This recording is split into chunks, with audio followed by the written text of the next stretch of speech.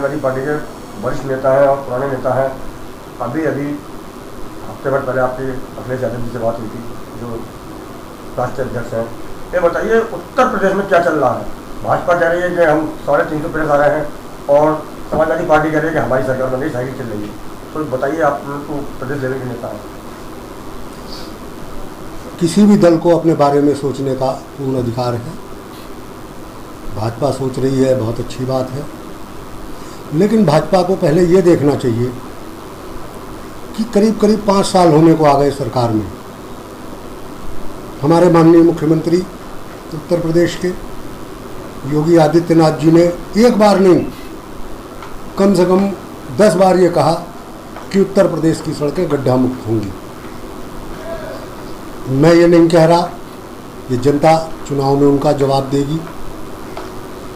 आज पूरे उत्तर प्रदेश में व्यापारी, किसान, मजदूर, बेरोजगार, छात्र सब परेशान हैं। इस सरकार ने ना तो रोजगार के सृजन के लिए काम किया,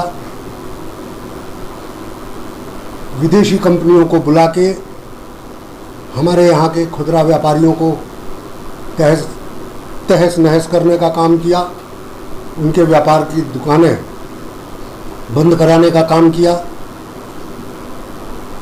पिछले करीब 1.5 साल से किसान आंदोलनरत है पूरे देश में, लेकिन ये बेशरम सरकार बिल्कुल ध्यान नहीं दे रही है, उनकी सुनवाई नहीं कर रही है। तो ये तो अभी 2022 के चुनाव में जनता ही निर्धारित कर देगी। आज समाजवादी पार्टी के पास छात्र, नौजवान, किसान, मजदूर, व्यापारी सभी वर्गों का समर्थन समाजवादी पार्टी को है। 3 मुद्दों को लेकर सरकार के पास 3 मुद्दों को लेकर जनता के सामने जाएंगे आप? हमारा मुद्दा प्रदेश में अच्छा सुशासन लागू हो, जनता को रोजगार के साधन मुहैया हों, और विगत में भी जब जब समाजवादी पार्टी सरकार में आई तब तब उसने आम जन के हित में कार्य किया। इस बात का एक नहीं सैकड़ों उदाहरण हैं। व्यापारी हो, किसान हो, मजदूर हो, सबके लिए काम किया। वही हमारे मुद्दे हैं। उन्हीं मुद्दों पर हम विधानसभा में चुनावों में उतरने जा रहे हैं। कितनी सीट आएगी उत्तर प्रदेश में? हम पूर्ण बहुमत से आने जा रहे हैं उत्तर प्रदेश में, इसमें कहीं कोई दो राय नहीं है।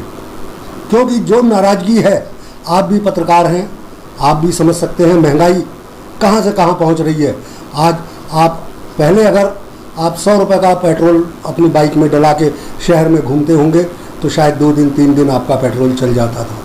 आज 100 रुपये का पेट्रोल दिन में आपको 2 बार 100 रुपये का पेट्रोल डलाना पड़ेगा, तब आपका पूरे दिन की कवरेज आप ले पाएंगे। महंगाई का तो ये आलम हो गया।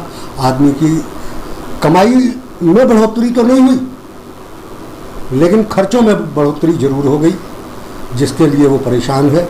और वो आगामी चुनाव में उस मन बनाए बैठी है जनता कि हम समाजवादी पार्टी को ही वोट देकर सरकार बनवाने का काम करेंगे। अखिलेश यादव जी में प्रदेश की जनता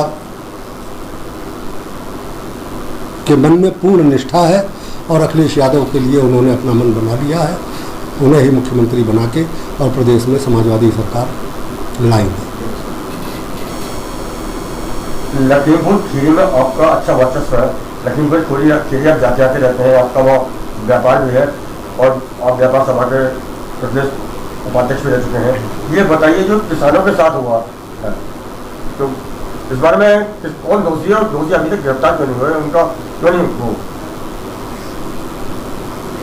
देखिए, लखीमपुर में अब ज़्यादा तो नहीं बोलना चाहिए, क्योंकि अपराधी के पिताजी वो केंद्र में मंत्री हैं।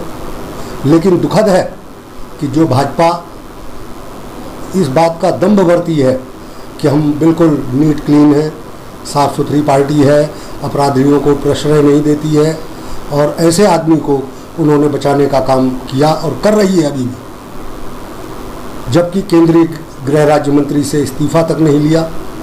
तो ये कहीं ना कहीं शक पैदा करती है। और जो किसानों के साथ वहाँ हुआ, ये तो एक आधुनिक युग में एक बर्बरता का काम है, जाहिल जंगली लोगों का काम है, जो कि केंद्रीय गृह राज्य मंत्री के बेटे ने वहाँ किसानों पर गाड़ी चढ़ाने का काम किया, उसका जनता जवाब 2022 के चुनाव में देने जा रही है। भाजपा इसके लिए तैयार रहे।